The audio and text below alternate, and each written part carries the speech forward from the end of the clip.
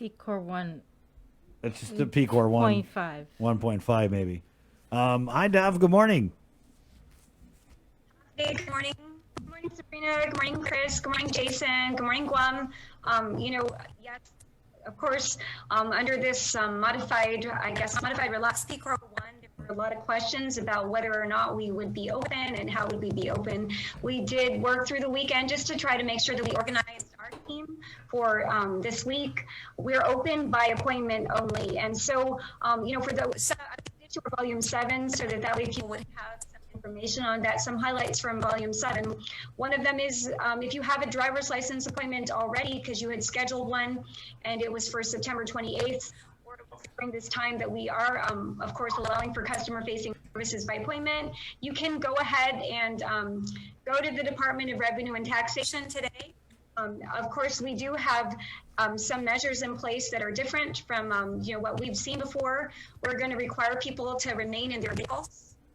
We are not going to be having people standing in line outside our building because we're trying to reduce the possibility of there being congregation.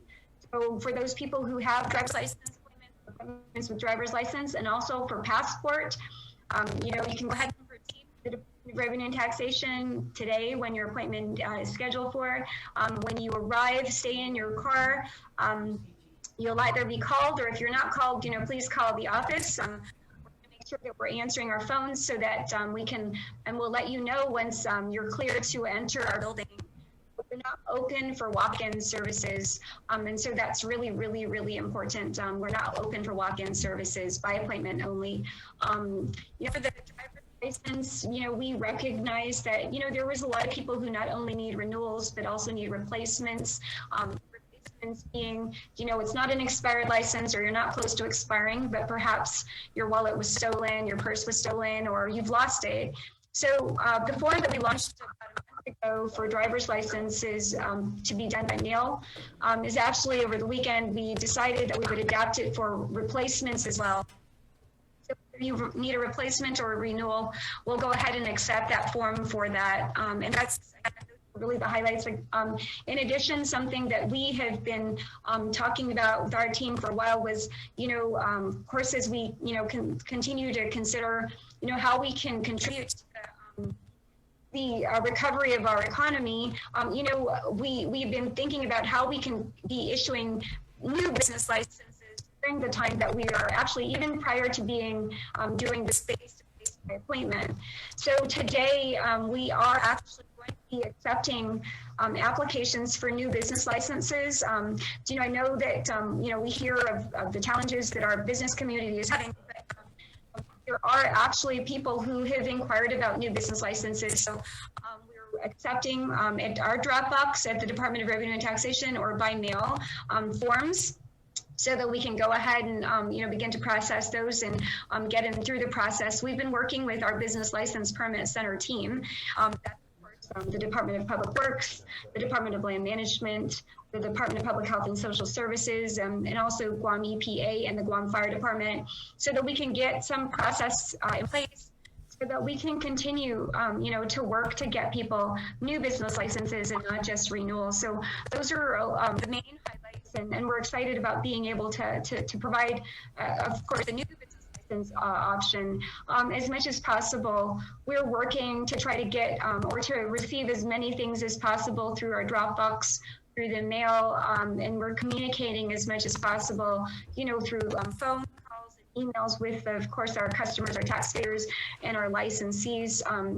And I know as we working on these, again, we believe that this is the pathway to getting to, of course, adapting the majority of what we do to some like online formats, so that we can get, of course, people to be able to do things online. In the meantime, this is where we are, and we believe that, again, this is, I guess, part of it's our pathway to getting there. But we don't want to wait until this happen in order for us to be able to provide these services, and so we're doing that. And we also, I don't know, Bree, if it's okay if I share information about the Azure Imangafa program. Right, that launches we did issue our media release on that over the weekend. We're going to be launching our online form at midnight tonight. So at midnight tonight, you'll be able to get onto myguamtax.com. And for those families, who, of course, as you know, there was that gap is trying to be addressed through Azudia Mangafa. So as far as the program is concerned, what will happen is for those people who are eligible, they have disabled dependents, or there are they have dependents who are in college. If they are eligible based on the criteria, they will be able to get online, again, at myguamtax.com, register, and go ahead and file those. There are supporting documents that are required. You will have to submit those to us in addition to filing your application with us. We're recommending that you submit those electronically, so that way it will be more efficient. But of course, we'll always be available to accept those by Dropbox and by mail. The application period ends 30 business days after we launch. So 30 business days after September 29th. That brings us to about mid-November. So I'm recommending for everybody to please make sure that if you are eligible, that you go ahead and you submit your application as soon as possible. I want to also thank our Mayor's Council of Guam because, Executive Director Angel Sablan, I've been talking with him, and they are going to be distributing, we're going to be transmitting some paper forms so that way they can transmit them out to the villages and to our village mayors. We can get those out. For those people who don't have access to the internet or a computer, but able to get to their mayor's offices, those will be available at our mayor's offices. And so those are things that are happening. Again, I recommend everybody to review our FAQs. They're not yet on our website. We're hoping that we're going to get the FAQs on our website by day's end today. Again, we will be launching the Azudia Mangafa starting midnight tonight. Daphne, for the Azudia Mangafa application, are there any sorts of verifications or anything like that applicants are going to need to go out and get in order to submit an application? Right, and so there are requirements. I don't have the full list, of course. Similar to Programa and Salapi, there are requirements for example, to determine relationship. There may be birth certificate requirements. This is the first time that we are running a program that will benefit specifically, those families with disabled individuals. So there is also a certification from a doctor with regards to that, like disability. That's something we work to try to replicate some federal programs so that we can make sure, because again, this is not our, that's not our area. I've also reached out as well to DISID. So I've been in communication with Director Phyllis Leon Guerrero so that way, families of her clients will be able to access. So we're working to distribute it. We're working to get the education out. And, Bria, you bring up a great point because, during this time, it is difficult to get things from, our mayors and get social security cards, things like that. But, there are requirements again, and our team will be working with the community on that. But you can email, we have an email address for Mangafa. It's mangafa@revtax.guam.gov. And so you can email our team. We actually have what's called an AIM team, AIM, Azudia Mangafa team. They've been activated. They're separate from our economic impact payment team. They are specifically going to be working on this program so we can get payments out as soon as possible. We don't have a target date we don't have an actual date for when we're going to make payments, but we're going to get those out as soon as possible. As you know, it's always been our desire and it's our charge to make sure that we, serve our people and we're going to get those payments out as soon as we possibly can. Right. But what about, I think it's an estimated $10 million that's going to be funded through CARES Act funding to pay for this local program. Is there a deadline to apply for the Mangafa program? And what is it? Yes, so the deadline to apply for the program is going to be 30 business days from tomorrow. I believe it brings us to around November 12 or around that time. Please excuse me, but I don't have that actual date. I think it's on our FAQ, I believe. Okay. So, we've already mapped that out. If people do submit, but you must submit the documents that are required in order for your application to be considered complete. And so that's going to be very important. Our team is going to be communicating with taxpayers as well. If there are documents that are required, of course, we want to make sure we give everybody the opportunity to remedy a situation if they've missed a document, perhaps. But, if you could get those in as soon as possible. But we're excited to get it launched. We know that, of course, we have so many people in need. We're excited to have the online to be launched simultaneously with the paper-based. I think that's something that, we were not able to do with EIP. And those are, very important, again, so that people could do it from the comfort and the safety of their homes. Okay. Did you? Hi, Daph. We had a question here, and it's kind of, and again, there's a few people in a similar situation. Marilyn writes in on our Facebook Live feed, please, Mrs. Daphne, my son-in-law's driver's license expired in July. His appointment is March of next year. He has a job pending on Navy base. They require a real ID driver's license to get paperwork going. Are you guys able to give consideration for this situation? Would this be something that, because she's worried he might lose the job opportunity, would this be something that they would email in? I know that, of course, we definitely have to make sure, and I think even with MNGUFA, what we were calling compassionate exemptions, right? I mean, not MNGUFA, but with another program that we were running, compassionate exemptions. And so, when there is dire need, of course, we do our best on case-to-case basis to assist when there's that need. I suggest that if Marilyn or Miss Marilyn or her son can communicate to us at the PIN admin at revtax.guam.gov, or if you have our volume 7, we actually have hyperlinks in there. If you click on the contact us, the little hyperlink that says contact us, it'll actually bring you to our contact us section of our page, and you can get that question in there. Chris and Sabrina, we're doing our best to provide as many services, kind of given our limited capacity, and we recognize it's very challenging for our people, most especially for those people who need a real ID, compliant ID. Right now, again, the renewal and replacement is really only for non-real ID compliant IDs. Our team, again, is working to try to reschedule as many appointments as possible.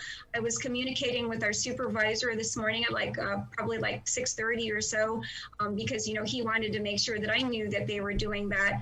So we're communicating and contacting as many people as possible to reschedule. We're going to try again to make sure, of course, that there's consideration given, for those people who are especially in a very dire situation, where they're in need of a real ID compliant ID.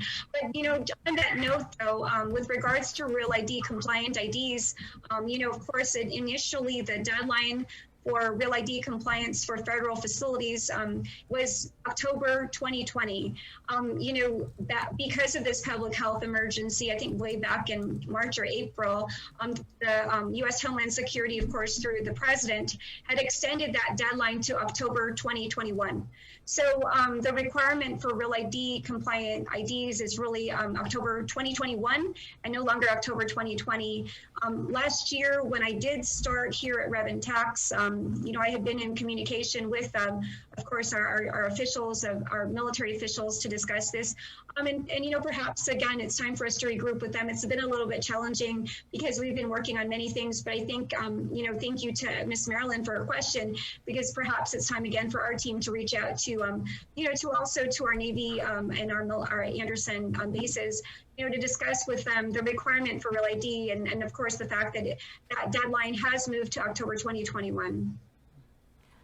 Daphne, we've spoken with the Department of Labor, and they've been having serious issues with fraud and overpayments and things like that. Has the Department of Revenue and Taxation had to deal with issues with where federal monies have gone and maybe payments that were made that weren't supposed to be made? And if so, how are you resolving that? With regards so with regards to the issue of fraud, of course, there are, I guess if you want to call them criteria that determine whether or not fraud has occurred. I mean, we do have in-house a criminal investigation branch. We actually have people in our office who are who actually carry guns. So, you know, our criminal investigation branch is the branch that investigates criminal activity. When we have issues, for example, and we've been discussing with our team, you know, potential issues of fraud, you know, of course, again, you know, you must prove if there is fraud. And you know, perhaps, you know, as we've been talking with some of the taxpayers, you know, again, it's difficult to say if it's been, perhaps sometimes people, you know, out of, I guess, they forget or they don't realize that they submitted twice, or they submitted a paper-based return and then they submitted online. So we do have situations like that. You know, we have worked with our IT people to the best of our abilities in terms of trying to make sure that, you know, of course, there are no payments that are made that are either duplicate or that are erroneous. But, you know, of course, I mean, I think, you know, there is no system that is perfect. We actually have received, you know, from people who believe that they've received it in error. There are actually people who have returned checks, some of them because they have received from both the IRS and us.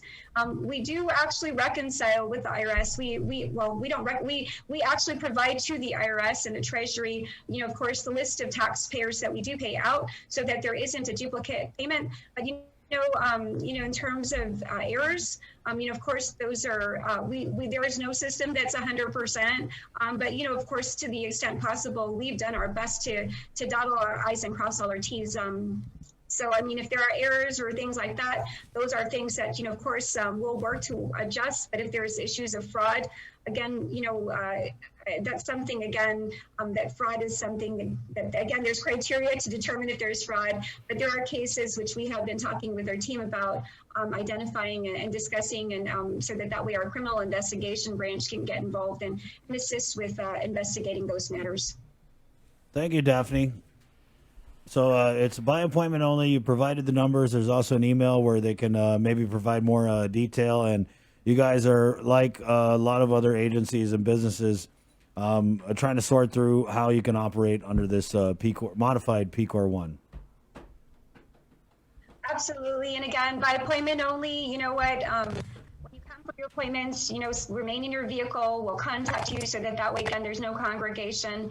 You know, Chris and Sabrina and Jason, I thank you guys, because it is a difficult time. It's challenging, of course, to get appointments, and, you know, trying to do by appointment only for an agency like ours is a very challenging proposition.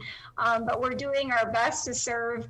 We're going to be working to be able to allow receipt of documents, again, that we don't normally receive by Dropbox or mail or even electronically, to be able to do so. And we're working as quickly as possible to try to move to get a lot of what we do to be adapted to an online format. So, you know, those are the things that I have on my plate, and we're working again to get to that point. Well, it sounds like you need another plate. You know, but, you know, well, we thank people for being patient, because, you know, I mean, I don't want to say, like, I always talk football terms, you know, fourth and inches. I can say maybe we're like first and inches, right? So we're almost there. We're working toward the goal line. You know, we're not exactly there, but, you know, I believe progress is happiness. You know, we're doing our best again to make progress, even if little steps where we need to get. And but in the meantime, again, we're working to try to get our services for people the best of our abilities. And you know, we thank everybody for their patience, and most especially during this time. And also want to say condolences to all those families who are impacted by this this terrible virus. I know it's a difficult time for all of our people in so many ways. So do you want to thank you, and you know, share that also with regards to our team. You know, we also are very saddened every time we hear people passing, and you know, those are lives that we'll never be able to get back. So, you know, pray for them, and we thank you guys for getting your message out. Thank you, Daphne. Thanks, Daph. Be safe, okay? Okay, so just Masi, All the have a mas. great day, Chris. You Have too. a great day, Sabrina. Have a great day. There you go. Let's make a great day out of this.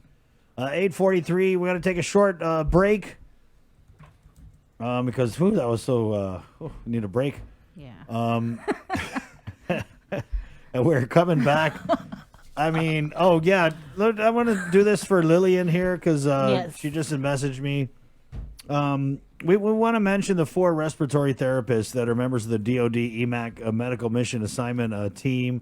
They've been obviously very valuable in helping with the staff there at the Guam Memorial Hospital. So definitely want to just recognize as they kind of wind down. They've only got a few with 5 days left. Right. So they were here for 30 days. And so part of the team, they're leaving September 30th.